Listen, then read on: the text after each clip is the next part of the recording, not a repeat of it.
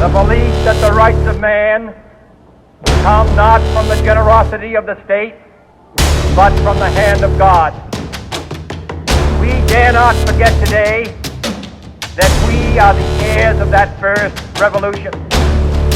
Let the word go forth from this time and place to friend and foe alike that the torch has been passed to a new generation of Americans born in this century, tempered by war, disciplined by a hard and bitter peace, proud of our ancient heritage, and unwilling to witness or permit the slow undoing of those human rights to which this nation has always been committed, and to which we are committed today at home and around the world, symbolizing an end as well as a beginning, signifying renewal as well as change.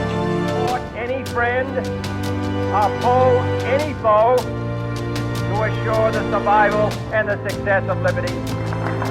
In the long history of the world, only a few generations have been granted the role of defending freedom in its hour of maximum danger.